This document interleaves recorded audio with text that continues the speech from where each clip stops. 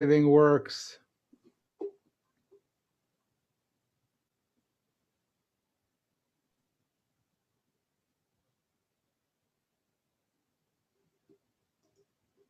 Here we are.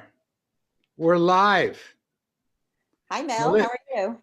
Melissa Stoller, it's so great to see you. Welcome to You've Got Mel. You know Thank what you. we do? I know you do the jingle, Mel. Thank Yeah, you. exactly. So, jingle Mel's.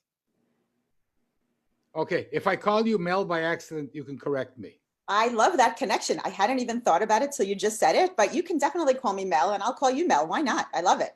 Mel meets Mel on You've Got Mel. Yeah, just don't call me Melissa. That's all. I love it. And I love your jingle. It's fantastic. Yeah, I think I could sell the jingle. People wait all day for it. It's catchy. I really like it. And I'm really happy to be here. I'm delighted that you're here. I lost my jingle. Now you can see all the crazy stuff I have on my. Get a Where- chair, grab a Oh, seat. stop. We'll sweep you off your feet. We move, Oh. we groove. Here we are. Ease your legs, rest a while. All you gotta do is smile. We're swell, can't you tell? Got Mel. When the show begins, you better hold on real tight. Or before you know it, you'll be high as a kite. Take a break, settle down. We're the only show in town. SRO, don't you know you got Mel? Give it up, don't think twice. We're a hurricane on ice. What the hell? Give a yell, ring your bell, show and tell. Mademoiselle, give a smell. You got Mel. You've got Mel. Get a check. Apps once is enough. And Mel has Mel. That is to say, Melissa Stoller. Okay, I'm stopping share now so people won't see all my garbage on my computer, but they did already. So, Melissa, it's wonderful to have you. I'm always delighted to host children book writers. So, how did that happen and start at the beginning? Well, first of all, thank you so much for having me, Mel. I love your show and I'm really happy to be here. So, okay, the beginning, let's start at the beginning. I come from a family of storytellers, and that's probably the most important thing. And that's probably the biggest inspiration for me becoming a storyteller. My grandmother, Jessie, my Nana, told amazing stories about her life growing up in New York City in the early 1900s. And she, no matter how many times I heard the story, I would basically say, Nana, tell it again, again and again. I just love them. And they were full of adventure and surprise and, um, elements of New York City architecture and the streets and the people and just all kinds of things going on. So I really like to hear her stories. And then my parents also told me amazing stories. We lived on Long Island. I grew up on Long Island, and my parents are both from New York City. And we lived on the water in a town called Merrick. And my parents made up these elaborate stories of all these characters, birds and squirrels and ducks. And someday I have to write that story because I just haven't figured out exactly how I'm going to do it. But I really Hold on, you're getting ahead of me here. Getting ahead okay. of me. So, your Nana, where did she grow up in New York?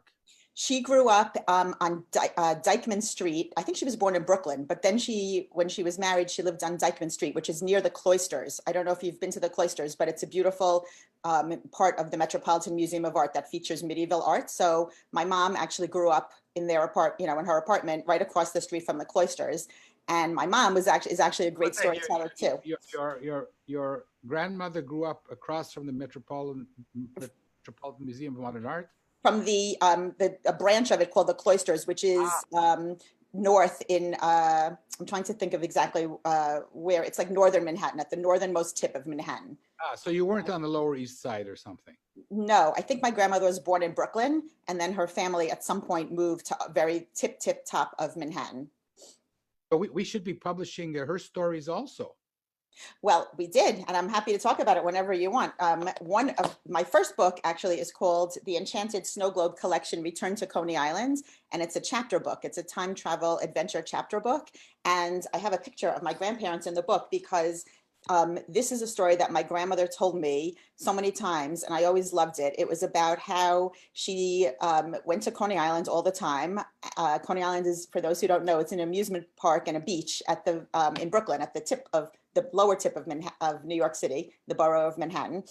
So my Nana went to Coney Island all the time with her family and her sisters. And on one occasion, she met a handsome stranger on a trolley.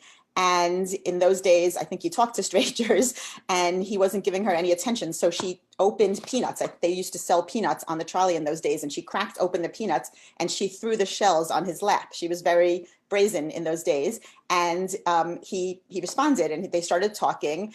And she asked if he would come to her home for dinner with her family. And he said, no, I don't have a proper shirt. I don't have the right clothes. And she said, oh, you can borrow my father's shirt. And that's what you did in those days. So he said, okay. And he got dressed at her home and they got married 6 months later. And they were married, for a very long time. So I love that story. And I wrote about it in Return to Coney Island. And I put a picture of my grandparents in the back. And the story is basically, here's a picture you can see. That's kind of a nice picture from the 20s. You can see the 1920s costumes, outfits.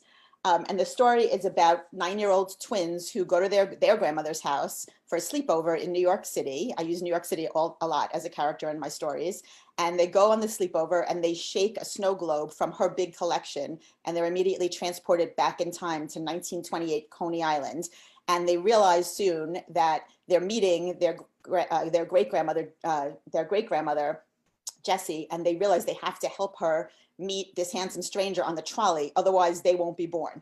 So I was inspired by the handsome stranger is Jack. The handsome stranger is Jack, exactly. A Jewish boy? Yeah, they're Jewish in the story, right? I'm Jewish, and I'll tell you. No, because she threw the peanuts on the lap of a stranger. Yeah. His name might have been Jack Sullivan. Yeah, no, that's true. It happens to be that their real last name was Mandel. Okay. Yeah. So there's nothing wrong with it, but back in the day, it could have been anybody, because Brooklyn and New York City, as we know, was a huge melting pot. So it could have been anybody. But in this case, it was Jack Mandel. Okay. And now we're going to fast forward to you. Okay. So, and I just want to tell you one thing about that book is that I used my love of collecting. I collect snow globes, and this one is from Coney Island. So I needed a way for the twins in the book to get back in time, and I decided that they would shake the snow globe and get back in time. So I always tell kids when I'm doing school visits to use something in your own life to prompt you to write. Like in my life, it was a collection that I had and my grandparents' stories and photos that really helped me put the story together. It's also a good tip for people starting out in the adventure to write children's books. Exactly. And I want to get your best tips for writing while I have you on the show. Fantastic.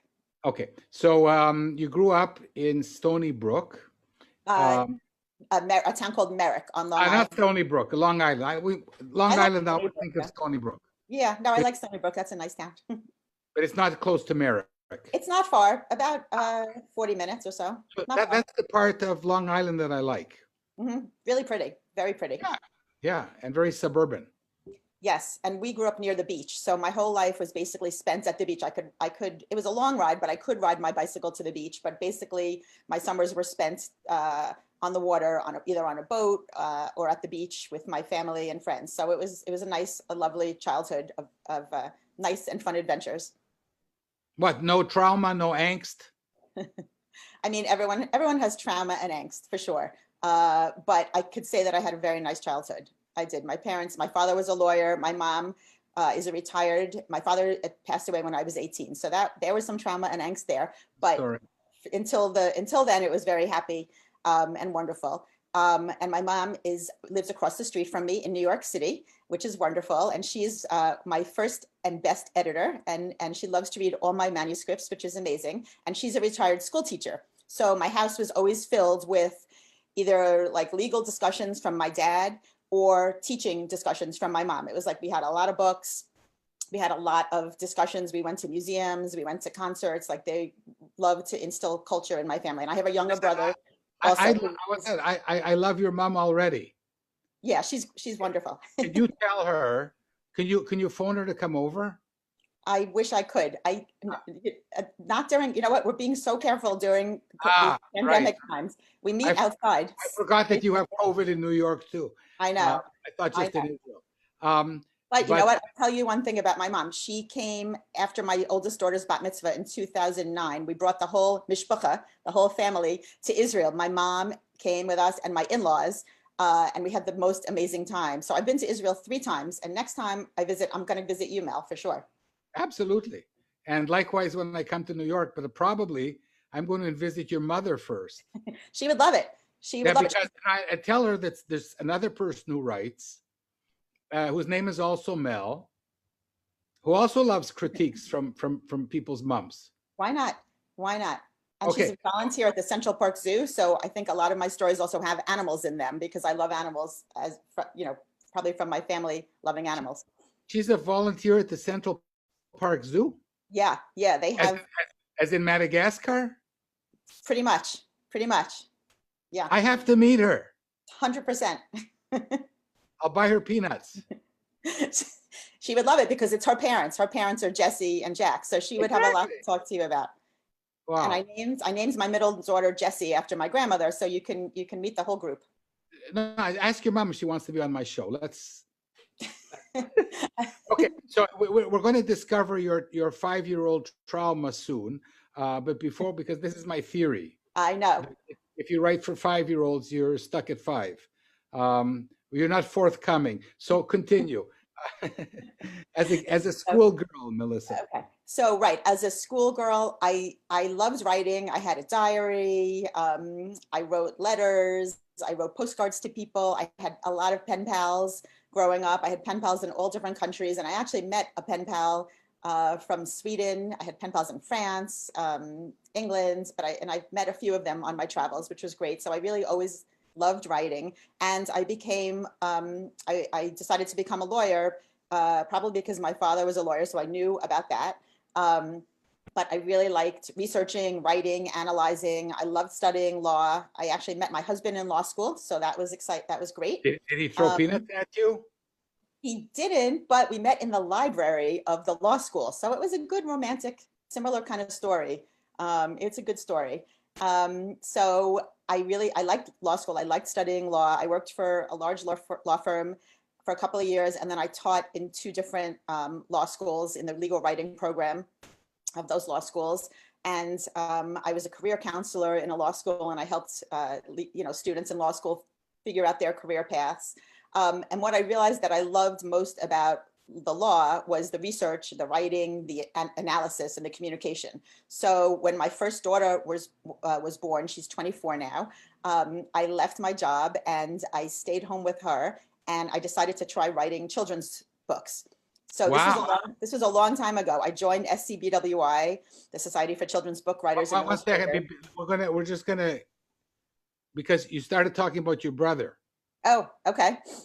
I'm sorry that I have to remind you, but we're moving back. Yeah, no, I was just saying I have my brother I'm very close to. He's 7 years younger than I am.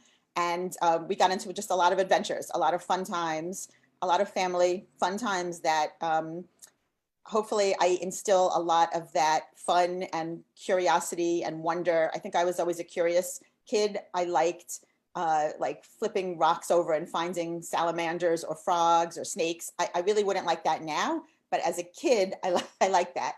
Now I would run. But as a kid, I enjoyed and I was curious about a lot of things. And I just always liked being outdoors and exploring. So I think I put a lot of that into my writing. And you loved your legal career, and you just stopped cold when your daughter was born. I stopped, but I pushed it in a different direction. So I got into writing parenting articles. I wrote for a lot of local publications about parenting, about children's health. I did a lot of book reviews, movie reviews, show reviews. I talked about traveling like with children and traveling with family. So I did a lot of writing, and I did a lot of editing for a few New York City centric books. So you were blogging before there were blogs. I was doing some blogging, but mostly, right. I was mostly writing, print articles. And I really liked that. And it was something I could do at home. I have 3 children, I have 3 daughters. So I could do all this writing work at home while I was raising and growing my family. So that was really fantastic and worked really well for me. But I just I always like to tell people I started trying to write for children 24 years ago. I joined SCBWI. My card says that I joined in 1997. I mean, it sounds so long ago. And I had so many rejections at the beginning. Like I had, and this was, before you could even just press send on email. I used to just mail, the stories in with return postcards. And I have so many of those postcards. I kept a lot of them just to kind of remind me of the beginning. But I always tell people, and I especially tell students when I'm doing school visits, it's a long process. You know, writing is a long process, but many things that you're trying to do that are worthwhile, that you really believe in, could take a long time. And I like to tell that to students, to remind them, like, you can pursue your dreams. And even you could pursue one dream like I did of being a lawyer, and then that dream could morph and change into something else, like being a writer. So I like to tell people, especially kids, that life is fluid and not always linear, and like, pursue your dreams, even if they're different dreams along the way. And it might take a long time. And it took me a long time. People who are watching but aren't in the children's writing business. So SCBWI stands for? The Society for Children's Book Writers and Illustrators. So if you go to scbwi.org, it's an amazing, amazing resource for writers and illustrators. And they hold conferences, usually in person, although this year in the main one will be online. But it's, you know what, a silver lining to everything being online now is that people from all over the world can attend from home. So it gives a lot of more people access to these amazing conferences. They have conferences, each state often hosts their conferences. I volunteer with them in New York to co-chair the writing, like, it's a writing group where we meet several times during a week or several times during a month, and we go to a coffee shop and we write, and we just set a timer and we write for 20 minutes, and then we talk about the industry for 20 minutes, and then we write again, and we do that for 2 hours several times a month. And there's just lots of opportunities with that group to find critique groups, which are so important, to find your people. So I joined that group in 1997, and I got a lot of rejections, and I put that aside, and I started writing for, you know, magazines about parenting. And then I co-wrote a book with a friend about organizing a parent-child book club. I'm still in a book club. Actually, I have my book club meeting tonight with my friends. This is our 21st year of our adult book club. So it's great. Mostly some people have come and go, but it's mostly the same core group. We meet once a month, and I started a kids book club with a friend with our children. And then we said, why not write a book about it? So we wrote a parenting resource book. And then over time, as my kids got older, I said, you know what, I'm not done with that dream of writing for kids. Like, I want to dust it off and bring it back out again. So I think it was about 5 or 6 years ago that I dusted it off. I had always gone to the SCBWI conferences and I kept up with them. I just hadn't been writing anymore. But I thought about what I wanted to write. And that's when I wrote Return to Coney Island. That was my first published book. And it's published by Clear Fork Publishing. Okay, so one thing. So hold on. Most people don't realize, because we're talking to all kinds of people, not all of them are writers, Sure. that you can do one of two things. You can, well, three of things. You can publish yourself, which is probably not advisable. Mhm. I've done it and it's not good. And then you can submit directly to publishers. And probably the best route is to find an agent who then goes to the big publishers and tries to interest them. Right. And when you're talking about being rejected, you're talking about being rejected from agents or from publishing houses? From both. I pursued, you know, this dual line of sending to agents and sending to publishers, mostly the small publishers who accept unsolicited submissions where you don't need an agent. So I had rejections from everybody. And until finally in 2015, I guess I started back up again, you know, 2014. So in 2015, I actually submitted a story that's still not published. It was about a squirrel in Central Park. And I was submitting it to a wide range of publishers and agents. And I heard from a few different friends who had been published with Clear Fork Publishing that they accepted unsolicited submissions. So I didn't need an agent. And I sent them that squirrel story. And the editor, Callie Metler, wrote back and said, well, I forgot to say in my query letter, I said, I have a squirrel story. And I also have a time travel adventure story that I'm still working on. I just kind of threw it in there, which I didn't always, but I did on this case. And the editor wrote back to say, well, I'd like to see your squirrel story, but I'm really interested in your time travel adventure story. And she ended up buying the time travel adventure story, which was The Enchanted Snow Globe, and she didn't buy the squirrel story. So that's still sitting on my computer, and maybe someday. You know, squirrels hibernate in the winter. maybe it'll pop up again sometime and have new life. It might. So It- these publishing houses, the Clear Fork and Blue Whale, Mhm. are small publishers in Texas. Correct. Correct. Do they pay advances? Do they market the book? Do they send them to bookstores? I'm really confused because I'm interviewing a lot of people, Mhm. and all of them are publishing with this small publisher, and I'm trying to figure out how it works. Right. It's really much better than publishing yourself. Is it like publishing with a major publisher? Well, I mean, nothing is quite like publishing with a major publisher, because a major publisher is in a class of its own. But I have to say that Clear Fork has been amazing. It happens that I went to Texas for a conference in 2017, and I met Callie and I met Elaine, who's the editor of Blue Whale, Elaine K. Christian. And I met other people, Ellen Leventhal, who's been on your show and who kindly introduced us. And that was fantastic because I got to know them, and I really got to understand And what. I want to thank you, and then thank you, Vivian. Oh yeah, Vivian, Thank of you, course. Lydia. And Yeah, all of these people have published books in Blue Whale or Clear Fork.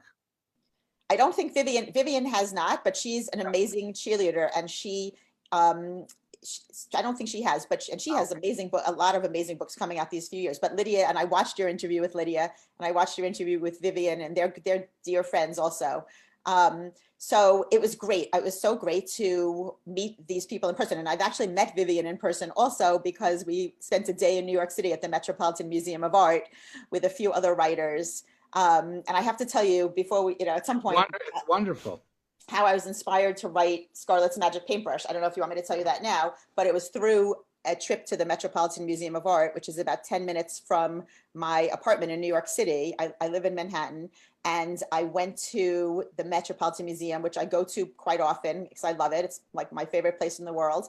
And I was standing in front of a Monet painting, my favorite impressionist. And I just, like, out of the blue, thought to myself, what if I had a magic paintbrush and I could paint like Monet? Like, wouldn't that be amazing? Because, like, I've spent a lot of time in Paris, and I love seeing all the impressionists, and I just have always admired them. And then I thought, well, what if I had that magic paintbrush and then I lost it? Then what would happen?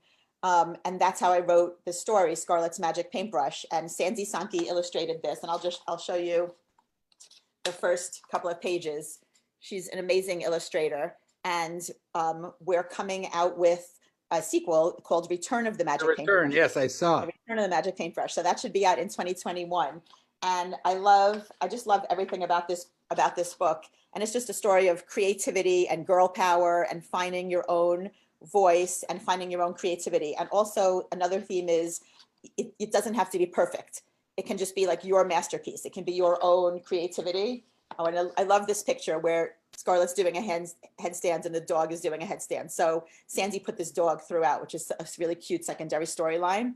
And Scarlett and the brush, were at odds a little bit at the end of this book, because the brush wanted everything to be perfect and Scarlett wanted to do it her way. So in the second book, readers will see them, how they kind of come back together, and they'll see their true enduring friendship. So that was fun. And I always like to tell students when I'm doing school visits, you can find ideas anywhere. I mean, I found this idea at the Metropolitan Museum of Art. I found an idea for another picture book, Ready, Set, Gorilla, because I was standing in New York City, and I think I was in Times Square. And what happens in this book? What happens in this book, Melissa? Sure. Well, this one's about a gorilla, and he loves to race with his friends, but he likes to win at any cost. So instead of saying ready, set, go, he says ready, set, gorilla. And he kind of cheats. He's very cute, but he kind of cheats. Until a little friend comes along. I'll show you this is a really cute photo, cute illustration by Sandy Steen Bartholomew of gorilla racing with penguin. And he totally cheats. He stuck out his foot, and poor penguin, zooms up into the air, but penguin's fine, don't worry. And he alienates all his friends because he keeps cheating, until his friends keep saying, no one's going to race with him anymore. Until I love this illustration, this super cute gopher. And I used a lot of wordplay with gorilla and gopher. This gopher comes to town and he says, you know, want to race? Sure do. Really? Let's go. And then gopher does, well, this is cute. Gopher, they start to race, and gopher, they crack their knuckles, and gopher does a little bit of cheating on his own. So the two of them are cheating until a cheetah comes to town. And then you kind of have to see what happens. The cheetah, you know, kind of beats them at their own game in a way. And you kind of have to see what happens. And it's a story about friendship. As long as the cheetah doesn't eat them at their own game. No, the cheetah definitely doesn't eat. And at the end, you know, no worries. You need a sequel, Melissa. You need a sequel. I'd like to maybe do a sequel, but at the end, they're all playing, you know, happily together with all the animals. They all come back and play happily together. So it's a good story about friendship and good sportsmanship and how to play fair with your friends and how to say you're sorry. Because you know what? It's really hard to say you're sorry for adults and for kids. So I think this is a good way to get kids into like knowing what's the value of saying you're sorry. So those are two. And then do you want to hear about my latest one? Yeah, but before that, so you're publishing now with this publishing house. Yeah. And are you trying to find an agent? Yes, I am trying to find an agent, and I send out so many queries. It takes so much time to send out queries, as we all know, just to do a lot of research on agents and to read their blogs and to go onto Twitter and follow them. And I go to a lot of conferences now all online. And I take a lot of classes. I'm really involved in the Children's Book Academy class, where I'm an assistant in the class, and I just participated in the Picture Book Palooza. I presented on writing from fiction. My presentation was like, we are all storytellers. And that was really fun and exciting. Mira Reisberg is the director of the Children's Book Academy, and she actually is also an editor and art director at Clear Fork Publishing. So she put me together with all these amazing illustrators. So that was fantastic. So yeah, I'm definitely looking for an agent though. And I think that's the next step in my career. It's the next logical step. So I'm sending out queries and I'm trying. To find an agent and to publish with a big publisher. Yeah, I think, you know, I would love to do that. Absolutely. So I'm trying. Okay. So, it's a slow process, but I'm working it. So that's it. And so I want to share with you what Julie Hedlund said on the show. I watched some of her interview. It was fantastic. And I'm in 12 by 12. I'm in that group, as you know, also, and it's fantastic. I left 12 by 12 because my goal is not to write more stories, it's to write less stories. Okay. I write many more stories than one a month. So that's, I love Julie, but that's not one club okay. I need. Okay. I need like, you know, the only 12 by 12. But like you, you know, we're on a quest to be better writers, to have better craft, and you can only be as good as you can. And then you have to be one out of 1,000 or 10,000 lucky people who finds an agent at the moment that the agent is looking for something that you happen to have written. Correct. So I applaud you on this journey, but it is a Sisyphic journey. So now I want to take you back because you write for young children. What age group? My picture books are usually 4 to 8, and then my chapter book is 6 to 9. So okay. Yeah. So you know what I'm going to ask? I'm going to ask about my theory. I know my theory. I do, that there's that people have some kind of, you know, trauma, or they're kind of stuck at the age of 5, and that's they're writing for that self.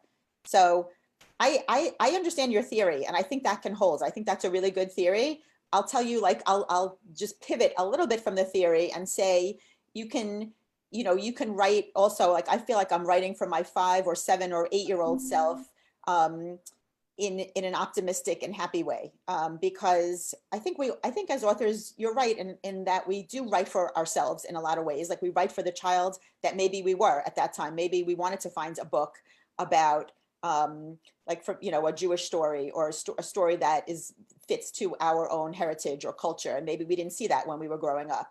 Or maybe, you know, we loved animals, and we wanted to write a book about animals because we just loved that so much. Like, when I think back on some of the books I do realize that I liked as a child. Like, I'll give you some of my favorites, and I'll tell you some of my writing now corresponds. Like I loved From the Mixed Up Files of Mrs. Baisley, Frank Weiler. Like I read that story 100 times to myself and now to my kids.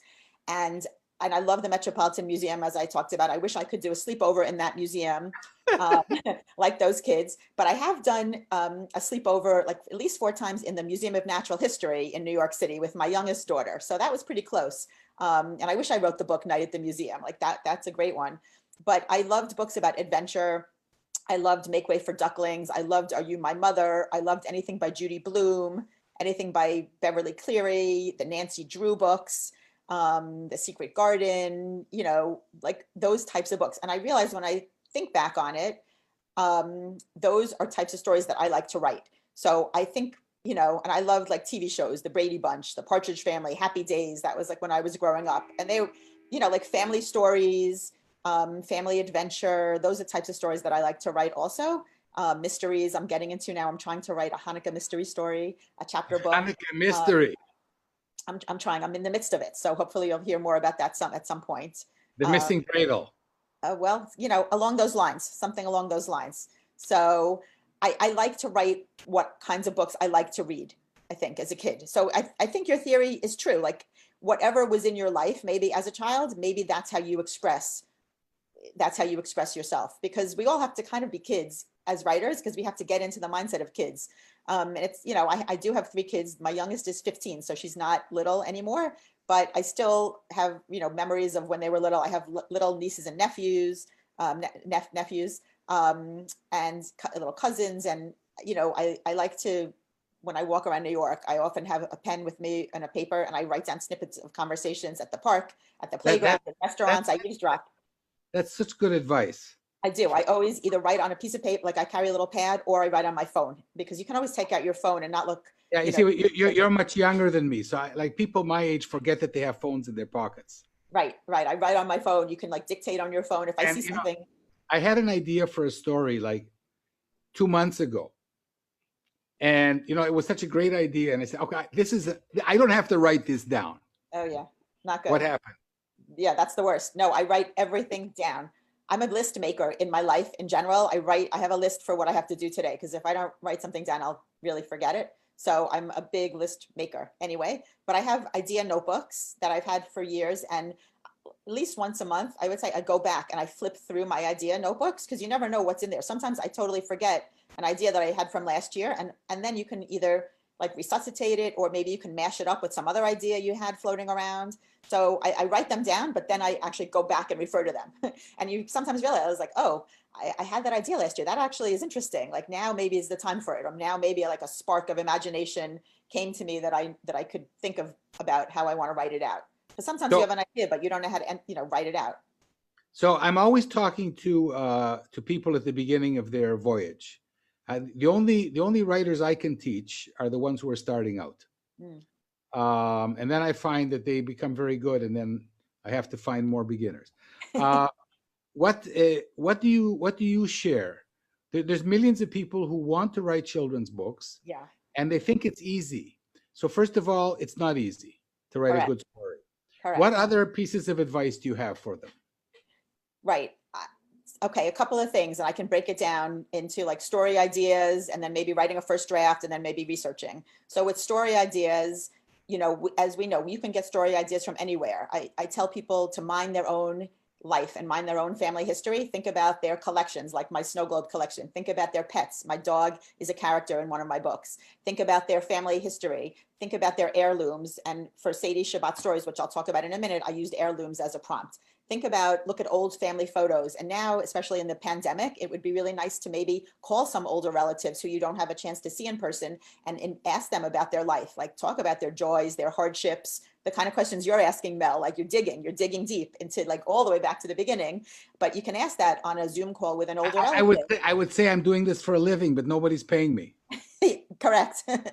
Right. So, but especially now during a pandemic, like interview your relatives. You never know what stories are there. And then just observe your world and just look out your window, like no matter where you live. Like I'm looking out my window now when I'm talking to you, and there are buildings and there are apartments, and it's like Rear Window, the Alfred Hitchcock movie. And I love Alfred Hitchcock. Like you're just looking into people's lives, and maybe there's a story there somewhere. So just observe in your world and think about a story idea, and then write it down, and then go back, as I said, go back and look at all your ideas and maybe put two together.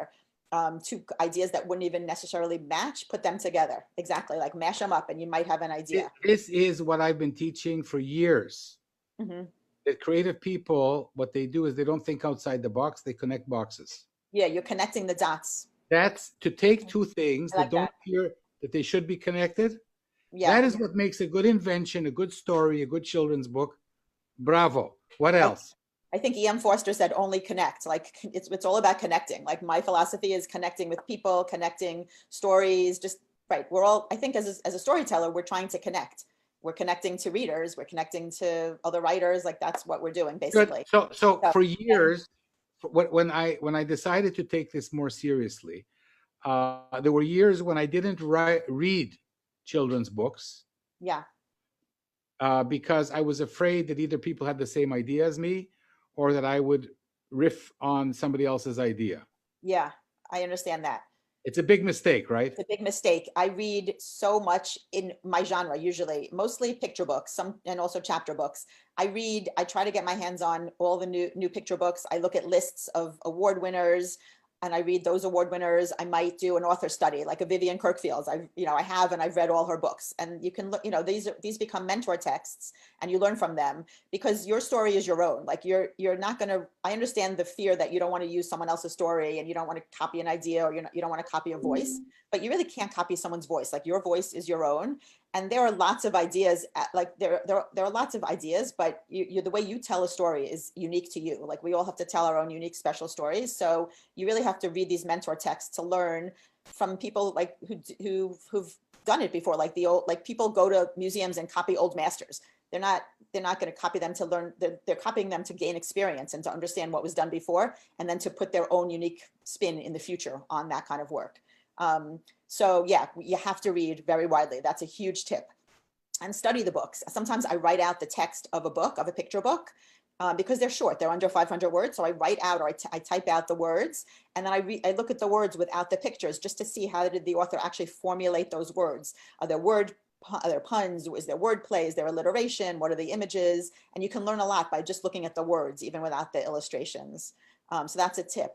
Then of course, I always tell people just write a first draft, just get it written. It doesn't have to be right. It just has to be written. And you get it down and then you go back and revise. And for me, I write in a lot of drafts, a lot of iterations. And I really also rely on critique partners. And I tell people, find your peeps, find your people, find your critique groups. I have lots of different critique groups. I have one critique group just for my Jewish stories. I have a critique group for board books. I have a critique group for chapter books. I have my very valued and trusted main group of critique partners that I go to for everything. And not only writing, we talk about rejections. We talk about how to keep yourself going in the face of rejection, how to keep writing in a pandemic, how to launch a book in a pandemic. So Melissa, are we masochists? It's tough. I mean, you have to have a thick skin because you do get a lot of rejections. But I think if you're a writer, you want to write. That's what you want to do. I can't help it. You see, I put it off for so many years. Yeah. And for me, it's like I wouldn't say it's like a disease, but it's something that itches you all the time. Right. You have ideas, you have stories, and the story is an itch, and then you scratch it. Does this happen to you? That you have this great idea? I have a great idea. I have the best idea. I'm going to get home. I'm going to write it out, and then you write your first draft, and it sucks. Totally, 100%. My first drafts are never good. Never. I never had something that was good. And I'm the type of person in everything that I write, whether it's a presentation or anything. I work in a lot of drafts, but I just like to get it down on the page because for me, getting it down solidifies it in my mind. And it's like the act of writing that gets it down on the page. And then I go back and revise. And that's where the writing happens for me in the revision. I just go through so many drafts before I even send it to critique partners. I just keep revising and revising. You could always change either the plot or the structure or the tone, or then you get into the weeds with each individual word. I can always revise. And I always tell people, here's one more tip. I tell people to put a mission statement, like a pitch at the top of each draft. I do that. I keep a pitch at the top of each of my stories because sometimes you kind of forget what you're writing about and it goes in a different direction. And that's fine if it's intentional, and then you can change your pitch. But sometimes you realize, like, I'm not really saying what I want to say. Like, the theme that I thought I was putting in here really isn't in here. And I need to go back and look at my pitch and make sure that I'm on the right track, or I'm not writing two stories at once, or I'm not deviating and losing the point. So, you know, if you need to change the pitch, of course, like, it flows. And sometimes my stories change from the beginning, but I like to keep something at the top of each story so I know, like, where I'm going, kind of. At the end of the day, you have to be able to describe your story in one sentence. Correct. Exactly. Otherwise, you don't know. So now's a good time to brag about your new stuff. Okay, so I'll tell you about Sadie's Shabbat Stories, which just came out in October. And the illustrator is Lisa Goldberg, and she is absolutely amazing. She brought her unique vision to this story, and you'll see, I'll show you some pages, so some illustrations. So this story is about Sadie, who loves to bake challah with her grandmother, her Nana, every week. And as they're preparing for Shabbat, which is, as you know, which is the Jewish Sabbath, and you use, it's every week, and you use certain ritual objects to help you prepare for Shabbat. So you have a challah bread, and you cover it with a certain challah cover, and you have candlesticks to help you say the blessings, and you have a Kiddush cup to either use and enjoy with wine or grape juice for the kids. So Sadie loves to prepare Shabbat with her grandma, her Nana, and every week Nana tells her different stories about these ritual objects and how they relate to the relatives, the ancestors in Sadie's life. And every week Sadie says, Nana, can you tell me the story over and over again? So you see, that's reminiscent of me, how I asked my Nana to tell me stories. So I kind of poured my heart into this one. And through the stories, we learn about Sadie's ancestors. And this story really is special to me. It's like a story of my heart, because I used anecdotes and vignettes from my own family life to write the story. So the first story is about my father, and it's a true story. And it's about how my father was born in New York, in Brooklyn, in 1912. And he was a lot older than my mom. He was 20 years older than my mom, by the way. He was a lawyer, and his client was my mom's aunt. My mom was 17 when she met him, or I think 19 maybe, and he was her aunt's lawyer. But anyway, so he was born in 1912, and in Brooklyn, and his mother wanted to take him back to meet her parents when he was about 1 year old in Europe. And the timing was horrible because they went back in 1913, and then they got stuck in Europe for almost 10 years when World War I broke out. His father remained in New York, and he and his mom were in Europe with his grandparents, and they finally made it back on a ship, the Leopoldina, back to New York. But he told me this story over and over again about how he lived, you know, with his cousins and his grandparents for almost 10 years without his dad.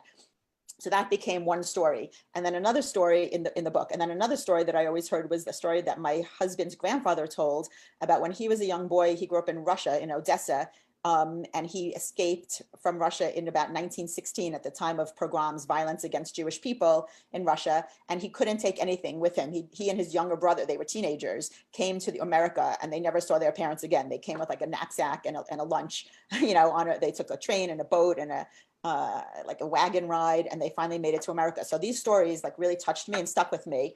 And I put them in the context. It took me a while to figure out how to write them, but I put them in the context of Sadie celebrating Shabbat with her Nana and asking her Nana to tell these stories. So here's the first story. Here's the first story. That was my father's story. And you want me to read one little bit of it? It Of says, course. the year was Nana pulled Sadie close. The year was 1913. When Grandpa was a little boy, he and his mother visited his grandparents in Europe. And then the borders closed and they got stuck. For 6 long years, they couldn't return to New York. Finally, it was safe to leave. Great grandma wrapped her mother's candlesticks in a tablecloth and packed them in a suitcase. For weeks, they rode by wagon, boat, and train. Great grandpa waited patiently at the dock, arms wide open in welcome. Now those traveling candlesticks hold our Shabbat candles.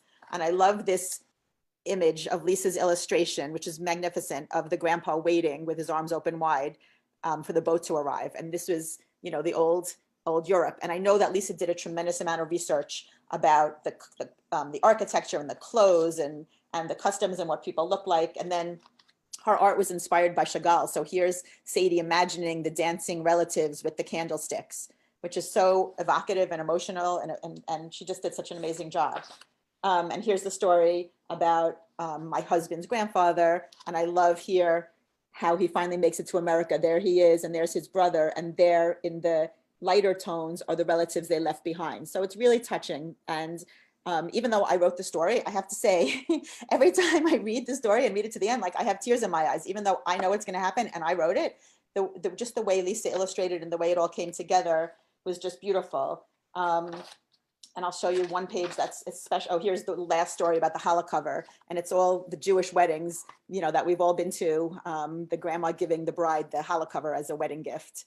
And I'll just show you one Chagall inspired page that I really love, which is here. You see, and Lisa put in also a secondary storyline with a dove and a dog. So on each page, the reader can look for a cat, I'm sorry, a dove and a cat. So on each page, the reader can look for the dove and the cat.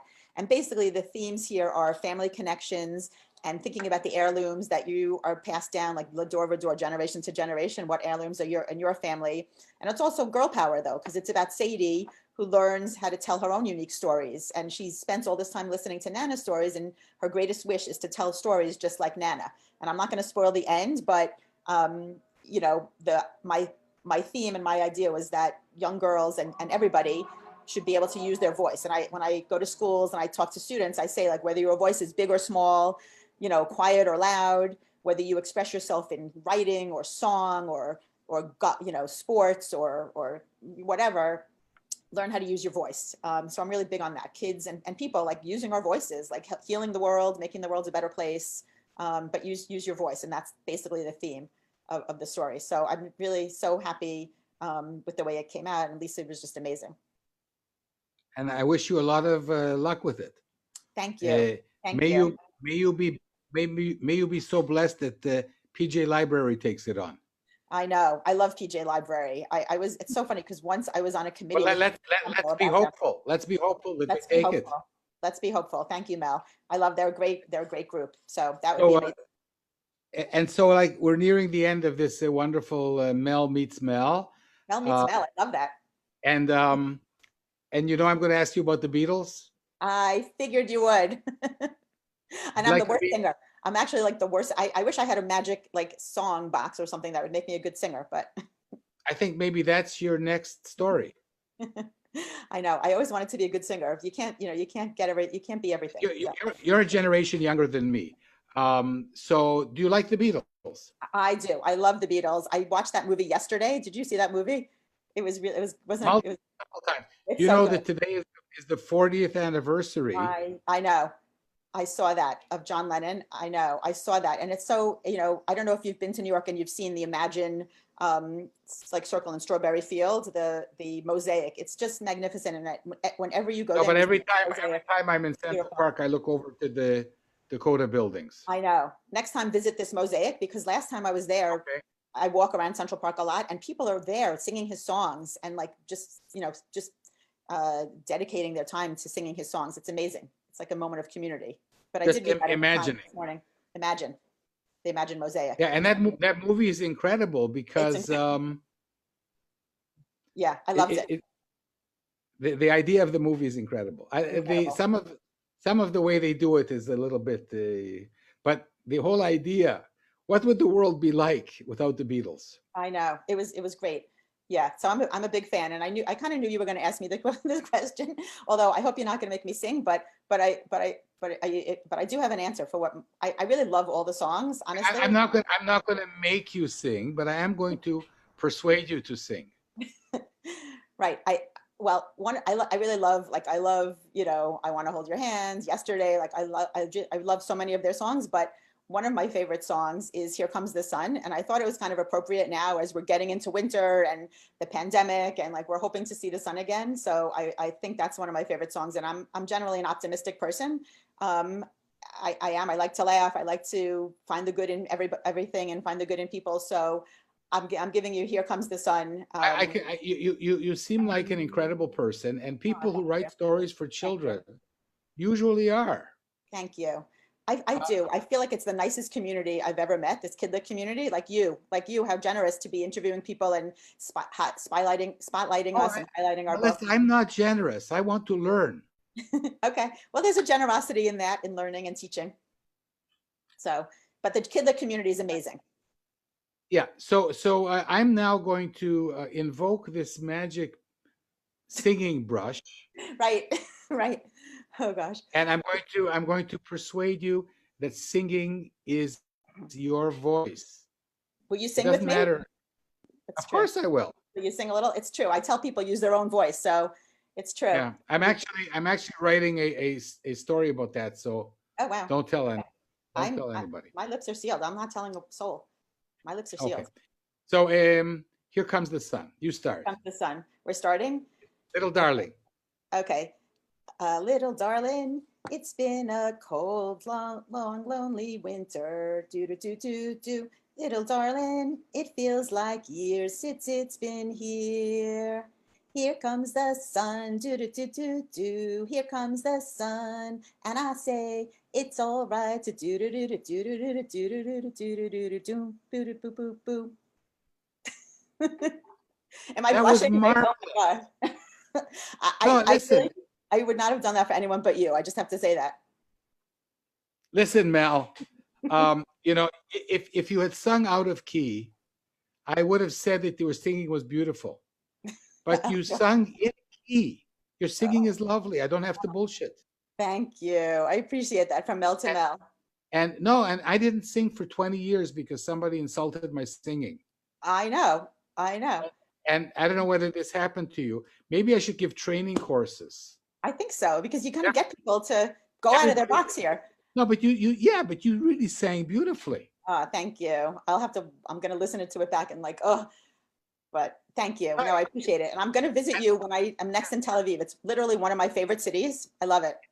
And for some reason, I was on mute when you were singing. So just, You were. I heard that. I noticed that. I just kept going.